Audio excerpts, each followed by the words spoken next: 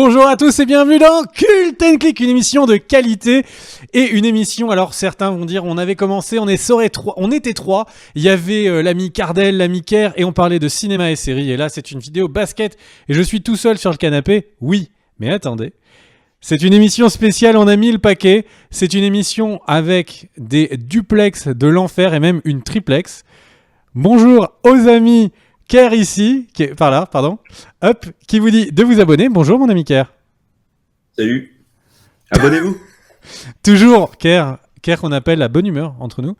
Et évidemment l'ami Marquis sur la droite de votre écran, je suppose, et qui est eh bien quelqu'un qui s'occupe du Facebook de Cult & Click, quelqu'un qui domine le monde à ses heures perdues et qui l'a accepté de venir dans l'émission. Et ça fait combien de temps que tu regardes Cult & Click, mon cher Marquis ? Et donc, moi, je suis Cult & Click depuis pas mal d'années. Je participe aussi sur le site. J'en suis rédacteur avec Medja et avec Kerr et plein d'autres choses. Et on partage une passion. On a certes pas tous le même maillot, mais on a tous la même passion pour le basket. On avait envie en fait, à force de ne pas en parler entre nous, d'en parler en vidéo. Et parce que le basket est quelque chose qui nous passionne. Moi, je me suis mis il y a 3 ans, donc passionné, pas très très vieux, mais je regarde à peu près 1 à 2 matchs par jour. Marquis, tu as aidé au transfert de Irving et de Isaiah Thomas. Oui. J'étais au téléphone, effectivement. J'aime le basket depuis toujours, j'y ai joué. Je suis la NBA depuis le début des années 90.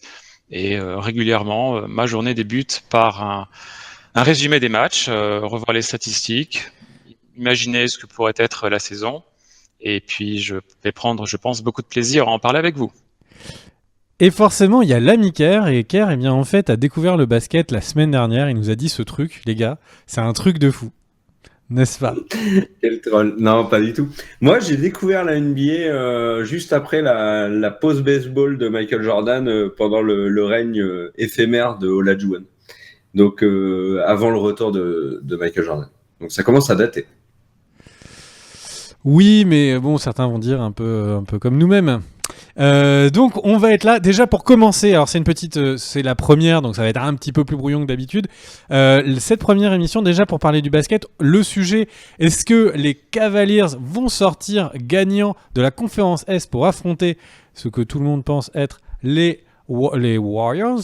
Eh bien, on a des avis un peu différents, car un avis particulièrement tranché dont il va vous parler dans quelques instants.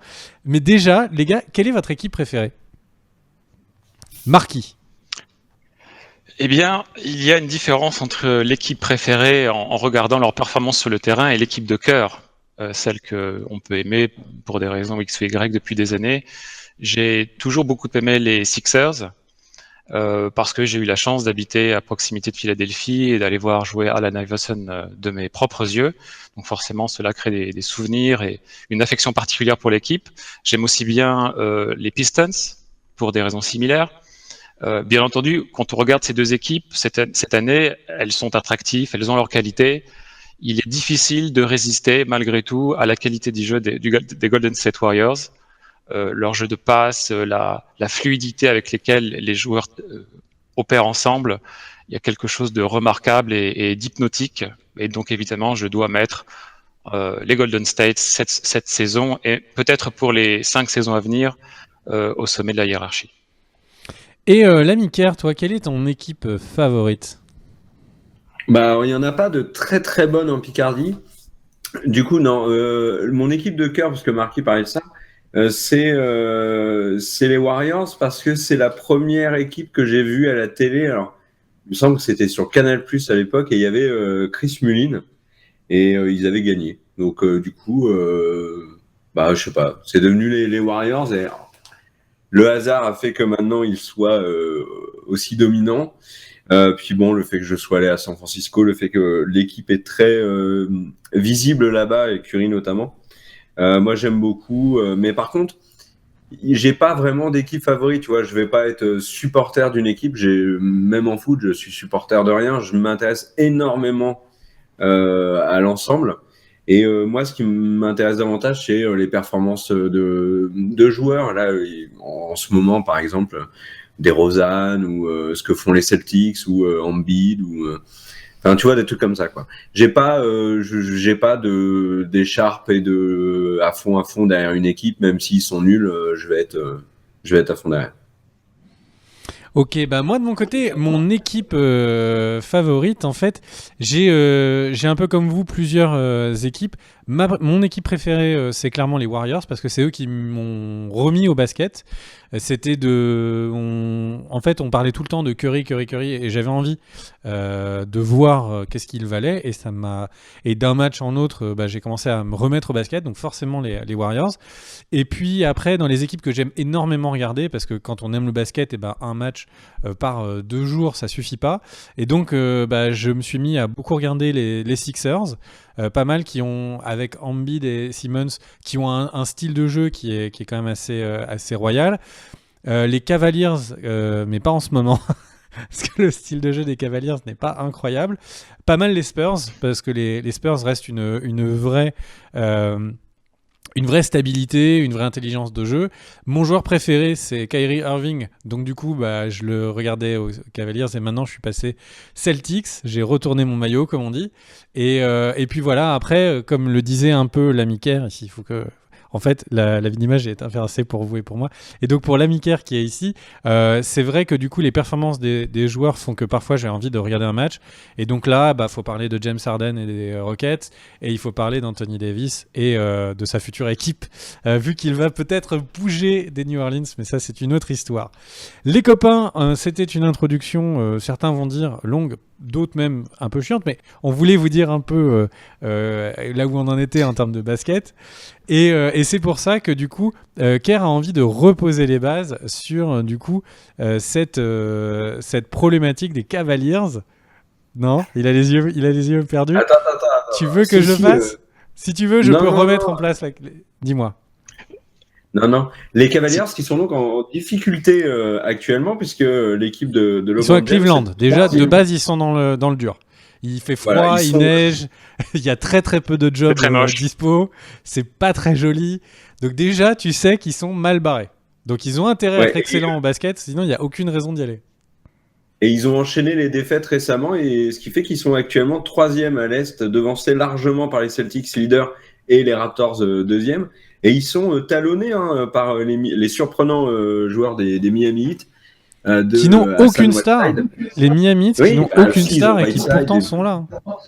Ouais, ils sont bons, mais là, les Cavaliers sont en difficulté. Alors, chaque année, on dit que les Cavs ont une période de moins bien en janvier. Ça, t'en parleras mieux que moi. Et il y a quand même beaucoup de retours aujourd'hui qui disent que les Cavs, cette crise-là, c'est peut-être une crise plus importante que les autres années.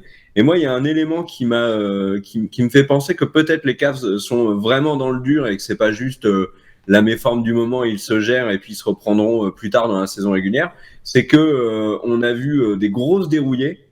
Alors ils en ont pris une sévère contre les Raptors, et on a vu aussi un truc étonnant, c'est LeBron James qui lors d'un temps mort est en train d'absolument démonter l'équipe en hurlant, et notamment en hurlant sur le coach Tyronn Lue. Et ça montre soit que LeBron James contrôle absolument tout et fait ce qu'il veut dans cette équipe, soit qu'il y a un vrai problème et qui oblige LeBron James à prendre les choses en main. Tu voulais interagir? En fait, je crois que... Oui, absolument. En fait, je crois que c'est là le cœur du truc. Quand on regarde l'avenir des Cavs, on s'intéresse plus particulièrement au devenir de LeBron James, parce qu'il est le king. L'équipe, elle est bâtie selon son cahier des charges.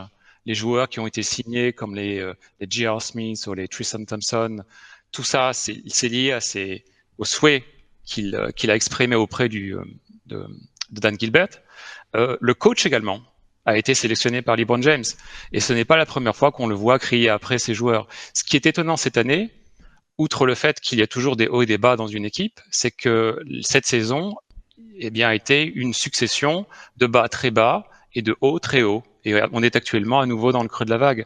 Faut pas oublier qu'avant cette mauvaise période, ils ont eu également une série de 13 victoires d'affilée. Elle s'est conclue, je crois, à peu près Et sans au changement mi-novembre. de roster. Et ça, c'est à préciser, c'est-à-dire que l'équipe n'a pas changé. Il y a juste Isaiah Alors, Thomas elle n'a qui pas est changé de arrivé. roster. Isaiah Thomas qui est arrivé qui est revenu de blessure. Mais dans les faits, le roster, ils n'ont perdu personne. Ils ont gagné Isaiah Thomas, mais ils n'ont perdu personne. Et ça, c'est important. Alors, c'est un élément essentiel parce que si les 15 joueurs à disposition ont été stables cette année, il y a eu beaucoup de blessures. Et la line-up, c'est-à-dire le 5 majeur que l'entraîneur décide de mettre sur le terrain, a beaucoup changé et était une source d'instabilité en début d'année. On se souvient par exemple que durant les premières semaines, c'est Dwayne Wade, le grand pote de LeBron James, qui occupait le rôle de shooting guard, donc d'arrière. Et ça a frustré J.R. Smith, ça a fait du buzz sur les médias sociaux, et finalement J.R. Smith est revenu dans son rôle de joueur démarrant le match. Et Dwayne Wade, en fait, s'occupe de la deuxième équipe, celle qui vient donner un peu d'air frais aux joueurs qui démarrent. Et tout ça, ça a été une succession de changements. Là, le retour d'Isaiah Thomas est problématique parce qu'elle casse le rythme de l'équipe alors qu'elle est dans une passe un peu compliquée, non seulement par elle-même, mais aussi parce que les concurrents, et notamment Toronto, notamment Miami, notamment Boston, eux, jouent très bien, semblent stables, et aussi sentent le lion blessé et ont vraiment, je pense, envie d'arrêter cette succession infinie de LeBron James en finale de la conférence Est et en finale de la NBA. Alors, je vais surtout Irving. Ouais. Irving doit être particulièrement motivé. Je vais me permettre de du coup, moi, vous donner mon avis. En gros, ce n'est que mon opinion.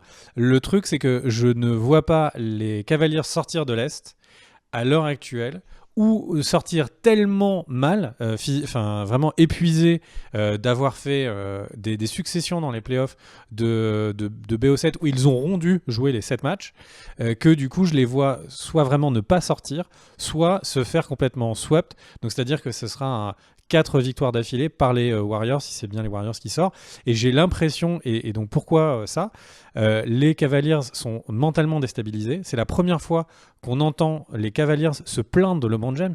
Il y a quand même eu des joueurs qui sont allés dire que le problème était, donc qui n'ont pas voulu être cités, mais qui ont quand même dit pour la première fois qu'ils pensaient que LeBron James était le problème parce qu'il prenait trop de temps pour faire les passes et tout. Enfin, là, en gros, tout son côté un peu control freaks sur les réseaux sociaux où il appelle tout le temps Kyrie Irving le kid, et il est dans ce rapport un peu passif-agressif parfois. Là, on a l'impression que c'est ses teammates qui en ont marre qu'il y a un autre joueur du même niveau qu'eux qui est sur le terrain comme eux et qui leur disent en fait tu fais vraiment, c'est que de la merde, c'est nul, on va jamais passer, etc. Et à côté de ça, en fait, il y a des joueurs comme J.R. Smith qui, il y a quelques années, en finale, ils enchaînaient les 3 points. C'était vraiment des joueurs qui comptaient, qui étaient vraiment le shooting guard, qui marquait énormément de 3 points. Et là, maintenant, on a un J.R. Smith qui met 0, qui met moins de 10 points dans les matchs. J.R. Smith qui est considéré comme étant un défenseur de périmètre. Il ne sert à rien. Alors qu'au début de saison, au final, c'était censé être Dwayne Wade qui prenait la place dans le 5 majeur et J.R. Smith qui sortait du banc. Et J.R. Smith s'est dit « Ah, mais non, c'est pas impossible, etc. » Et Dwayne Wade a dit « Bon, ok, je vais sur le banc. » Donc l'équipe est complètement déstabilisée et là où les autres années, les mois de janvier s'amélioraient parce qu'au final il y avait cette confiance en LeBron qui serait le king, qui serait un peu remettre son royaume en place. Là, le royaume, il y a une guerre intestine, ce qui est la première fois à ma connaissance chez les Cavaliers. Et cette guerre intestine, elle est aussi due au fait que comme LeBron n'annonce pas ce qu'il va faire l'an prochain, et on pourra en parler un peu en deuxième partie de vidéo, mais comme il n'annonce pas ce qu'il va en faire l'an prochain, du coup ça met une pression énorme sur l'équipe où on a l'impression que chaque joueur, s'il est mauvais, c'est à cause de lui que LeBron James partira. Et donc à force de faire ça, et à force de dire en fait les mecs, si vous m'écoutez pas, l'an prochain vous êtes lessivés, vous serez dans une équipe qui donnera rien, forcément ça met un poids sur l'équipe énorme. Et là où à côté de ça, Wizard c'est solide, c'est pas incroyable mais c'est solide et ça peut amener les Cavaliers dans on va dire, ça ne gagnera pas mais ça peut amener les Cavaliers dans une vraie difficulté. Les Celtics, franchement je sais pas si tout le monde est sain, si les Celtics sur un coup de magie, ils passent pas. Enfin, il faut pas oublier que les Celtics, n'arrête pas de gagner. Et une équipe qui a la mentalité de gagner, une équipe qui est une équipe où les gens sont soudés et où on a un Tatum dont on ne savait pas ce qu'il allait donner. Au final, on a l'impression que ça fait plusieurs années qu'il est en NBA. Donc les Celtics peuvent passer. Les Miami Heat, bah, en fait, ils ont pas de stars et pourtant, ils mettent des pelletés à un peu n'importe qui au hasard. Donc, pour moi, là, c'est la première année où il y a tellement de problématiques chez les Cavaliers, et il y en a surtout une qui est importante, c'est que les joueurs sont en train de se rebeller contre LeBron. Il y a à côté de ça une compétition comme il y a rarement eu dans l'Est ces dernières années.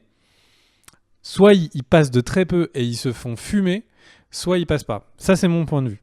Kerr, toi, qu'est-ce que tu en penses ? Moi, je voulais juste rajouter sur J.R. Smith, il est à 7 points cette année seulement. Il est derrière Dwayne Wade. Non, moi, je te On précise rejoins que c'est parce pas au que total, hein, c'est une moyenne. Oui, non, il est à 7 points par match. Le truc, et il joue beaucoup plus que Wade. Hein. Il est à 28 minutes, je crois. Le truc là, c'est là où je te rejoins, c'est la concurrence dans l'Est. C'est vrai que si tu regardes pas jouer les Cavaliers pendant une semaine, tu vas quand même voir des matchs d'équipes de l'Est qui vont être extra. Enfin, Toronto, Kyle Lowry, DeRozan, c'est l'éclate. Les Sixers sont très irréguliers. Ils ont un énorme problème avec Simons qui marque beaucoup moins. Mais Embiid fait totalement le show. Comme tu l'as dit, tu as les Wizards avec John Wall. Il y a j'ai oublié lesquels là. Oui, il y a Bradley Beal. Non, mais je voulais dire l'équipe que j'ai oubliée, c'est les Celtics, la plus importante. Moi, je Indiana trouve aussi. Oui, il y a Indiana, il y a Milwaukee parce que Antetokounmpo peut toujours faire quelque chose. Bon, après, ils sont assez loin dans le classement, mais Puis qu'il est c'est tout très seul. serré. Ouais, il est complètement tout seul. Bref, ouais, quoique. Mais ouais, non. Et moi, celle qui m'inquiète le plus ce qui m'inquiète le plus pour les Cavaliers, c'est une confrontation face aux Celtics, parce que Irving sera complètement surmotivé et il a une bonne équipe avec lui, hein, malgré des blessures. Comme tu disais, Tatum est excellent. C'est peut-être le meilleur rookie actuellement avec Donovan Mitchell. Avec Toi, je sais que Simmons. t'aimes bien Marcus Smart, il est vraiment pas mal aussi. Terry Rozier, enfin, il y a vraiment une bonne équipe aux Celtics. Et là, dans l'état actuel des Cavaliers, bah, pourquoi est-ce qu'il serait favori face aux Celtics? Ok, LeBron. Mais Kevin Love, en ce moment, je le trouve très moyen. Et puis derrière, Derrick Rose est blessé, Dwayne Wade, il est vieillissant forcément. Donc voilà, moi je te rejoins. Je pense que les Cavs peuvent sortir s'ils changent rien. Maintenant, la question c'est est-ce qu'ils vont changer quelque chose? Ouais, en fait, c'est un peu pour... Pardon, vas-y, Marquis. Quel était ton avis ? J'ai confiance en le roi. Je pense que LeBron James a toujours opéré dans des équipes où son aura, sa domination sur le jeu et sur la communication de l'équipe a été un problème. Le fait est que Irving est parti exactement pour cette raison. Et je pense que les joueurs qui sont restés utilisent cette tension maintenant très claire et la confrontation qui était peut-être cachée, l'utilise comme un levier pour essayer d'influencer le roi. Mais statistiquement, si on regarde ses performances, il est exceptionnel. LeBron James n'a jamais aussi bien joué que durant sa 15e année dans la NBA. Et notamment sur les passes décisives, Benjamin notamment Button. sur les rebonds. Et voilà, il y a quelque chose d'étonnant. Alors, le point, la catégorie où de toute évidence il ne donne pas tout son potentiel, c'est la défense. Et par exemple, quand on pense au match où les Cavs se sont fait fumer par les Toronto Raptors, c'était 133 à 100 points, je ne sais plus exactement, c'était une atrocité si vous l'avez regardé. On l'a vu à plusieurs reprises se plaindre auprès de ses coéquipiers disant qu'ils avaient mal défendu, mais la réalité c'est que très souvent il était responsable des absences défensives de sa propre équipe. Donc moi j'ai quand même l'impression que c'est un joueur qui a l'expérience, il est entouré de joueurs qui sont des vétérans. Les Cavs d'ailleurs sont l'équipe la plus âgée de la NBA en moyenne, et je pense qu'ils vont réussir à trouver le ressort. C'est aussi de l'intérêt des autres grandes équipes de la conférence Est de ne pas voir les Cavs s'effondrer. Si par exemple les Cavs finissent l'année en 4e position, supposons, sachant que les Wizards et Miami sont très proches, ils sont à un jeu et demi d'eux. Imaginons que les Cavs terminent 4e, ça veut dire quoi? Ça veut dire qu'ils vont rencontrer en demi-finale de conférence Boston. Personne ne le souhaite. Personne ne souhaite à Boston ne voir les Cavs en demi-finale. Ils souhaitent le voir en finale de conférence pour faire durer le plaisir, satisfaire les fans et puis être au sommet de la hiérarchie de l'Est. Donc je pense que non seulement les Boston espèrent que les Cavaliers trouveront un moyen de rester à niveau, on va dire, en 3e position. Et je pense que la logique voudrait que les grands champions trouvent aussi les mots, l'attitude, peut-être aussi motive certains transferts pour pouvoir réussir. Tu parlais de Kevin Love, Kerr, le poste de pivot, power forward, avant fort, comme on dit en français, chez les Cavs, est un levier pour de possibles transferts durant l'intersaison. Pour autant, Kevin Love a une très bonne saison lui aussi. C'est juste que c'est un défenseur affreux. Par contre, il a une moyenne qui a 19 et quelques. De Noël cauchemardesque, Kevin Love. Il était méconnaissable. En moyenne, et surtout en début d'année, il a son gros problème à Kevin Love, c'est qu'il ne sait pas défendre le pick and roll. Il n'est plus assez mobile. Il a les bras trop courts. Ça paraît bête à dire, mais il faut pouvoir tourner autour du pivot adverse. Et quand on a par ailleurs un Tristan Thomas qui finalement est relégué sur le banc de touche et plus occupé à fricoter avec Khloé Kardashian et compagnie, eh bien, il n'y a pas de défense interne. Et ça, c'est un problème que les Cavs ont certainement les moyens de régler durant l'intersaison, soit en motivant les joueurs pour retrouver leur forme d'antan, soit en provoquant des transferts. Alors là, on en vient à ce que moi je pensais être le potentiel salut des Cavs, c'est que en gros, ils ont Love, qui a une vraie valeur, qui en tant que poids sur l'attaque peut vraiment peser.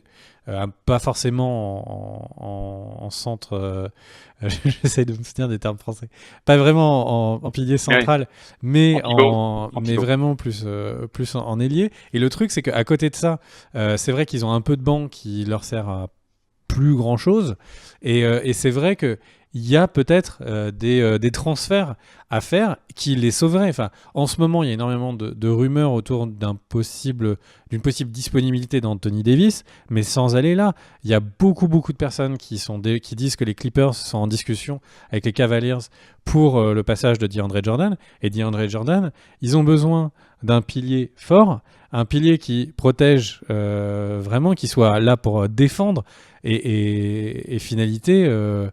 c'est exactement ce que DeAndre Jordan peut apporter. Et alors, j'entendais sur ESPN, je crois, que en fait, les stats de triple-double de LeBron sont les plus hautes quand il joue avec des piliers centraux extrêmement bons en défense. Alors, il prenait des exemples comme Mozgov, etc., qui ne sont pas non plus les meilleurs joueurs défensivement, mais qui sont des vrais protecteurs. Et c'est vrai que là, du coup, si on se dit que ça booste LeBron et qu'en plus, ça résout un peu la problématique de la défense, parce que il faut pas oublier qu'un DeAndre Jordan, chez les Clippers en ce moment, il a la même problématique qu'il aurait chez les Cavaliers. Il y a plein de gens à défendre qui vont un peu lâcher leur poste. Et là, ce serait exactement ce qu'ils pourraient faire. Donc, il y aurait un espèce de nucléus qui pourrait être assez intéressant, en tout cas sur le papier. Et après, s'ils ont Anthony Davis qui arrive... Bon, alors là, là, la finale, elle est complètement relancée. Là, j'ai envie de dire, ils vont battre les records d'audience de l'an dernier. Ah, ça serait ce serait le truc qui, à mon avis, serait la plus grande bénédiction de toute la NBA. C'est que la problématique des super teams soit résolue par une autre super team dans l'autre conférence et qu'on attende et que ça nous donne des matchs de ouf pendant la saison et que ça nous donne une finale vraiment comme la NBA en a peut-être jamais connu. Qu'en pensez-vous? Kerr, qu'est-ce que tu en penses? Alors, Anthony Davis, s'il va vraiment aux Cavaliers, ça serait vraiment dingue parce que il fait tout aux Pelicans. Alors, ok, il n'est pas tout seul, mais DeMarcus Cousins est quand même très effacé par rapport à Davis, et en plus on sent qu'il veut pas rester. Donc, mais Davis, LeBron James, ça serait vraiment cool et ça permettrait de, comme tu le dis, d'avoir deux très grosses équipes, deux évidences. Et là, ça m'embêterait quand même un peu pour la compétition à l'Est parce qu'il y en aurait plus.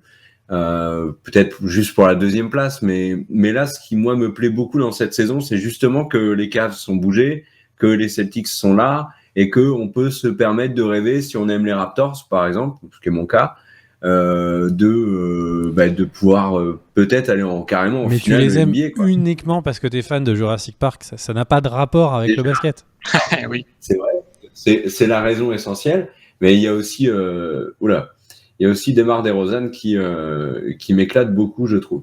Et c'est un peu dommage, Kyle Lowry est un peu moins dedans, mais je pense que si Lowry était au meilleur de sa forme, les Raptors seraient encore plus efficaces. Bah, tu me donnes 2 DeMar DeRozan, je te donne pas mon Kyrie Irving. Ah moi, mais attends, mais tu déconnes. Mais il est génial, Ouais. DeRozan. Alors, les Toronto Raptors a beaucoup fait évoluer son style de jeu cette année.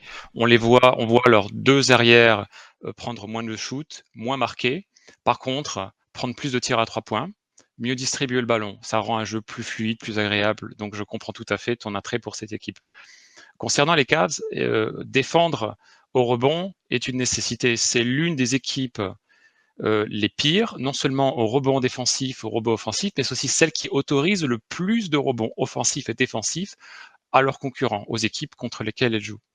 Donc ils ont vraiment un problème à traiter. Et les pivots à disposition qui pourraient être échangés contre un Thompson qui a un salaire d'environ 10 millions de mémoire. Kevin Love, c'est 22. Il faut pouvoir additionner les dollars pour que les joueurs rentrants et les joueurs sortants, la masse salariale soit à peu près équivalent. Ça correspond à des joueurs comme effectivement Anthony Davis, qui est excellent sous tout rapport. Cousin, dans la même équipe, est lui aussi excellent. C'est un joueur qui, de mémoire, Et qui vaut rien marque du environ tout. 25 points par match.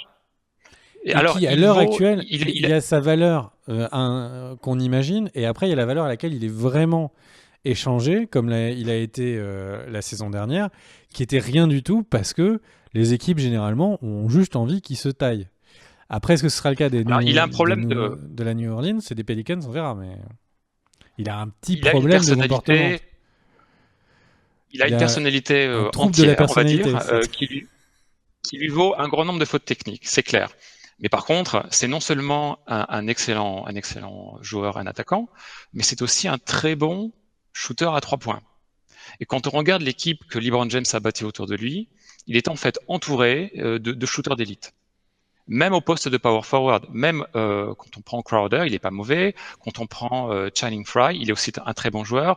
On parle même pas de, j'ai oublié son nom. Kyle Korver Non. Kyle Korver, qui est un joueur exceptionnel à 3 points. C'est tout ce qu'il sait faire à 36 ans. Mais je pense que Cousin, il a cet attrait d'être un très bon joueur à 3 points. Et en plus, son contrat expire.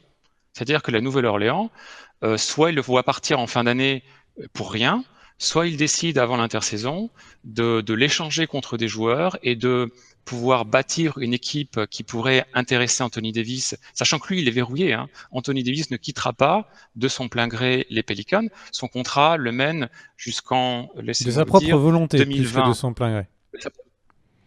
Alors, après, il peut toujours influencer, hein, mais les joueurs qui maîtrisent leur destinée dans la NBA, il y en a quasiment pas, il y en a 3, dont LeBron James. Donc, je pense que le contrat de DeMarcus Cousins est un attrait qui pourrait justifier un transfert, mais rassurez-vous, je pense que s'il rejoint les Cavs, on a aussi une super team. Je pense qu'on a à nouveau un monstre dans l'Est qui va changer la donne et qui permettra d'être plus compétitif. Je pense malgré tout de se prendre une rouste en finale face aux Warriors, mais on va dire au lieu d'un 4-0, ça sera un 4-2. Voilà.